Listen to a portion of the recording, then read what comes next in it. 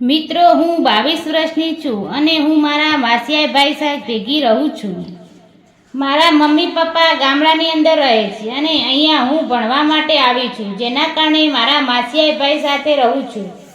તે એકલો રહે છે અને તે પણ અહીંયા કામ કરે છે. તે કંપનીની અંદર કામ કરે છે, જેના કારણે તે સવારે જતો રહે છે અને ત્યારબાદ રાતે ઘરે આવતો હોય છે. હું પણ સાંજે કોલેજથી ઘરે આવું છું અને અમારા માટે ખાવાનું બનાવતી હોય છું અને એને ખવડાવતી છું. નવરાશના સમયમાં હું રૂમમાં જતી રહેતી અને મારા મિત્ર સાથે વાત કરતી અને તે પણ રૂમની અંદર રહીને તેના મિત્ર સાથે વાત કરતો. અમારી વચ્ચે વધારે વાત નથી થતી, પરંતુ ત્યારબાદ તેના મિત્રએ અંગત કારણોસર તેની સાથે વાત કરવાનું મૂકી દીધું.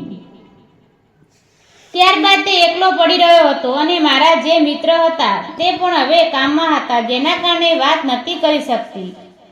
અને મારે એસાઇનમેન્ટનું એવું લખવામાં આવ્યું, જેના કારણે હું ઘરની અંદર રહેતી હતી અને તે લખવાનું કામ કરતી. ત્યારબાદ અમે બંને વાતચીત ચાલુ કરી. આમ તો અમે નોર્મલ વાતચીત કરતા હતા, પરંતુ ત્યારબાદ અંગત વિચારો વિશે પણ અમે વાતચીત કરવાની ચાલુ કરી દીધું. પહેલાં તો ઘણું સારું હતું, પણ હવે જે વિચાર ઉપર વાતચીત કરતા હતા તેઓ અમે લોકોએ તરત જ આગળ વધવાનું વિચાર્યું અને તેની સાથે મારી અંગત ઈચ્છાઓ શેર કરવાનું ચાલુ કરી દીધું, જેના કારણે તે પણ હવે મારી વાતો સાંભળીને ખુશ થઈ જતો હતો. અને ત્યારબાદ એક વખત તરત જ પૂછી લીધું કે આપણે બંને તો ભેગા રહીએ છીએ, મને ખબર છે કે આપણે શું સંબંધ છે, પરંતુ આ સંબંધોને હું ભૂલીને તારી સાથે એક મજા કરવા માંગુ છું. તો મેં કહ્યું કે તું કહે છે તે વાત સાચી છે, પરંતુ મને તો ખૂબ જ ડર લાગે છે. તેવું તો કઈ રીતે થઈ શકે અને કદાચ જો કોઈને ખબર પડી ગઈ તો શું થશે?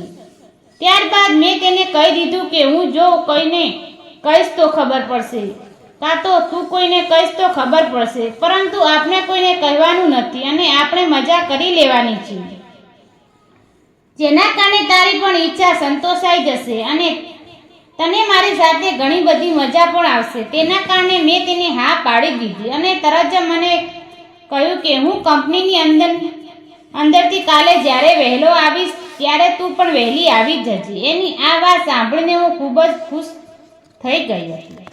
ત્યારબાદ સાંજનો સમય બંને ઘરે આવી ગયા. અમે બંને ભેગા જમી લીધું અને ત્યારબાદ અમે બંને લાઇટ બંધ કરીને અંગાસી પર જતા રહ્યા. પહેલાં અમે એકલા વાતચીત કરતા હતા, પરંતુ હવે અમે બંને ભેગા હતા.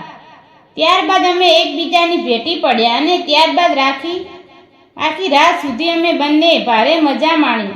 મિત્રો, વિડીયો પસંદ આવ્યો હોય તો વિડીયોને લાઈક કરીને ચેનલને સબસ્ક્રાઈબ કરી ફરી મળીશું એક નવા વિડીયોમાં. ત્યાં સુધી આવજો. ધન્યવાદ.